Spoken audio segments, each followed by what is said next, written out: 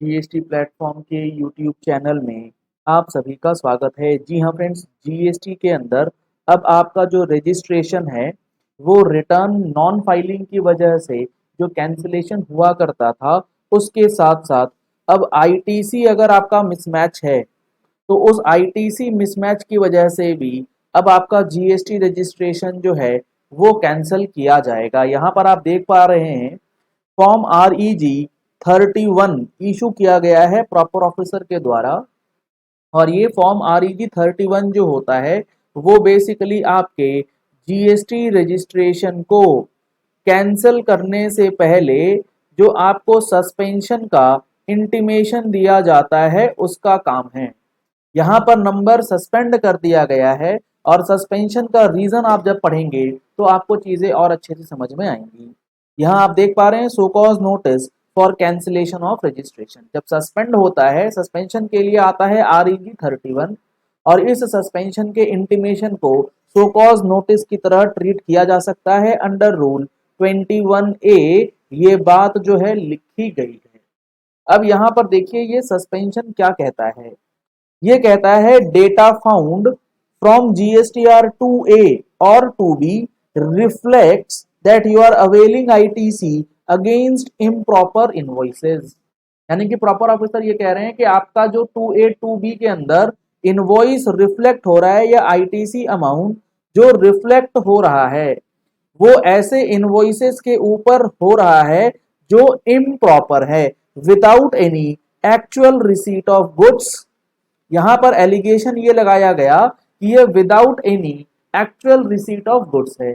अब यहां पर सवाल ये उठता है कि क्या GSTR 2A और GSTR 2B के बेसिस पे ये पता लग सकता है क्या कि एक्चुअल रिसीट ऑफ गुड्स हुआ है या नहीं हुआ है। तो किस बेसिस पे ये डिसीजन ले लिया गया है कि without any actual receipt of goods जो है आईटीसी क्लेम कर लिया गया है। प्योर अजम्पशन है ये। आगे इन्होंने लिखा in this regard notice in ASMT 10 has been issued and was asked seeking explanation in this regard and send to the registered email ID of the taxpayer. आगे इन्होंने लिखा है कि भैया हमने ना आपको ASMT 10 इशू किया था जिसमें हमने आपको 7 डेज का टाइम पीरियड दिया था और आपने उसका कोई जवाब नहीं दिया है, इसीलिए हम आपका नंबर जो है वो सस्पेंड कर रहे हैं। अब यहां पर अगर ये वाला प्रोसेस फॉलो होने लगेगा कि आपके GSTR 2B में आईटीसी जो आ रहा है वो एक्चुअल रिसीट ऑफ गुड्स नहीं है, ये ऑफिसर प्रिज्यूम करके अगर नंबर कैंसिल करने लग गए तो 95% ऑफ द टैक्स पेयर्स का रजिस्ट्रेशन जो है इस बेसिस पे कैंसिल हो जाएगा। सब के सब नंबर जो है वो ऑटोमेटिकली जो प्रॉपर ऑफिसर है उनको कैंसिल कर देना चाहिए। भैया जब आपके पास पावर है, ठीक है, आपके पास पावर है कि आप रूल 21 के अंदर रजिस्ट्रेशन को कैंसिल कर सकते हैं। अगर हमने इनपुट टैक्स क्रेडिट जो है वो इन वायोलेशन ऑफ सेक्शन 16 लिया है, इसका मतलब ये कतई थोड़ी हो जाएगा कि जिसका भी रजिस्ट्रेशन है उठा करके सीधा कैंसिल ही कर दो रूल 21 के अंदर। और भी तो कार्रवाई है जो की जा सकती है। जब आपने ASMT 10 भेजा, ASMT 10 का रिप्लाई नहीं दे पाए, किसी भी कारण से नहीं दे पाया होगा टैक्स पेयर, 16 मई को आपका रजिस्ट्रेशन जो है वो सस्पेंशन नहीं हुआ, उस टाइम पे ASMT 10 आया, उसका रिप्लाई नहीं गया, तो आप नंबर सस्पेंड करके उसके बिजनेस को हैम्पर करके क्या हासिल कर लेंगे। आपने नंबर सस्पेंड कर दिया तो ये क्या आपको पता लग गया without any actual receipt of goods है या नहीं। आप इसके लिए सो कॉज नोटिस इशू कर सकते थे DRC 01 में, उसका रिप्लाई देते तो भी आपको ये पता लग जाता कि ये प्रॉपर है या नहीं। लेकिन नंबर सस्पेंड कर देने से जो इम्पैक्ट होता है, अब ना यहाँ पर टैक्स इनवॉइसेस हो पाएंगी, ना टैक्सेबल सप्लाई हो पाएंगी, सारी चीजें एक तरीके से स्टैंड स्टिल पे आ जाएंगी।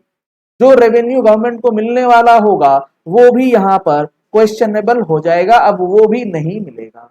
तो यहाँ पर ये जो रजिस्ट्रेशन कैंसिल करने का जो प्रोसेस है कि आईटीसी गलत तरीके से लिया गया तो रजिस्ट्रेशन कैंसिल कर देना चाहिए, ये मेरे हिसाब से तब होना चाहिए जब पूरे तरीके से पुख्ता सबूत हो कि हाँ भैया आपने जो आईटीसी लिया है वो पूरा का पूरा फेक ही है, करोड़ों करोड़ों रुपए का आईटीसी जो है वो ले लिया गया है, जहां पर फर्जीवाड़ा हुआ है, और उसको इमीडिएटली ब्लॉक करना जरूरी है in the interest of revenue, तो ही इस प्रोविजन को इन्वोक किया जाना चाहिए।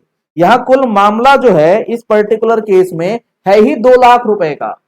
छोटे टैक्स पेयर्स को इस तरीके से अगर परेशान किया जाएगा तो ये तो बड़ी दिक्कत वाली बात जो है वो हो सकती है, क्योंकि नंबर एक बार सस्पेंड हो जाने से ना अब आप ई वे बिल निकाल पाएंगे, ना सेल के इनवॉइसेस आप बना पाएंगे, ना टैक्सेबल सप्लाई कर पाएंगे। ये सारी चीजें हम लोगों ने अपने प्रैक्टिकल जीएसटी कोर्स के अंदर आपको काफी डिटेल में बताया है कि रूल 21 क्या कहता है, 21A क्या कहता है, सारी बातें।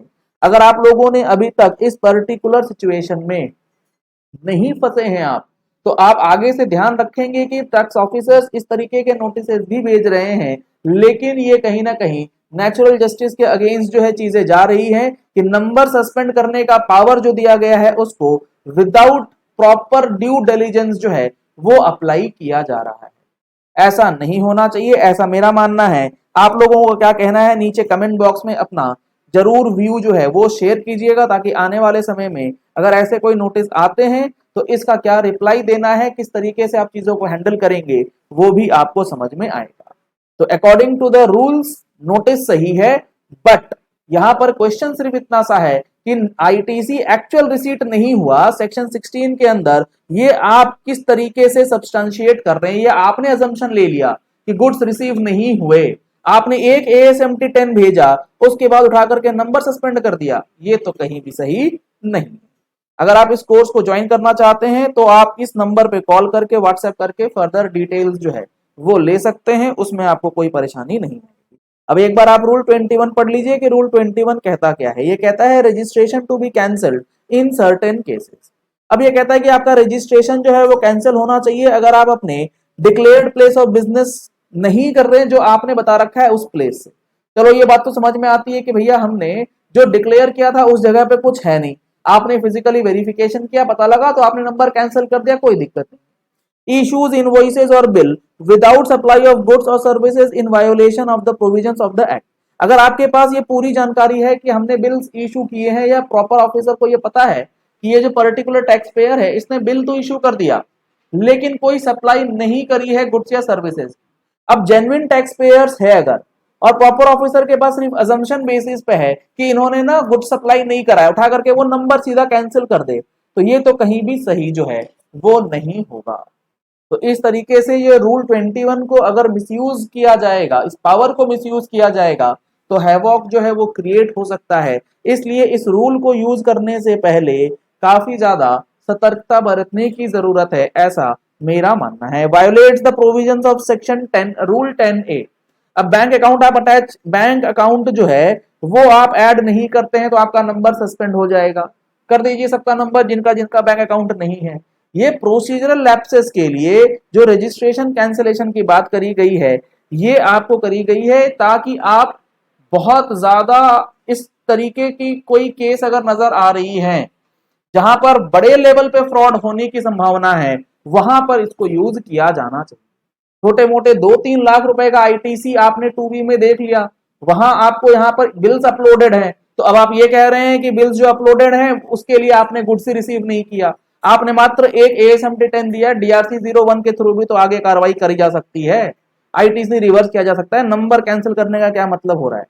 Furnishes the details of outward supplies in GSTR 1, और उसके बाद जहां पर आपने अपनी GSTR 3B के अंदर रिटर्न में डेटा जो है वो नहीं डाला है, उठा करके नंबर कैंसिल कर दीजिए।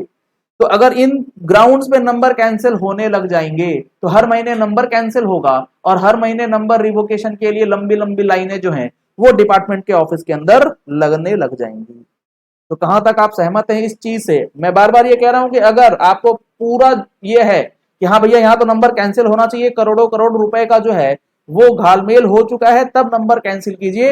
नंबर कैंसिल करने के अलावा भी एडजुडिकेशन का रास्ता तो खुला है। एडजुडिकेशन करने में कहां दिक्कत है। कोई ऐसा थोड़ी है कि 2-3 लाख रुपए करने वाला व्यापारी जो है, आपके पास तो पूरा डेटा अवेलेबल है, आप चेक कर लीजिए उसका पास्ट हिस्ट्री कितने का काम कर रहा है नहीं कर रहा है। अगर वो 2 लाख रुपए का पूरा आईटीसी साल भर में ले रहा है तो उसमें आपको नंबर कैंसिल करके हासिल भी क्या हो जाएगा, कुछ नहीं होने वाला है। लेकिन इस टैक्स पेयर का जो बिजनेस है वो तो अब रुक गया ना एक बार के लिए। इस बारे में सोचना जो है वो बेहद ज़रूरी है। Thank you and have a nice day.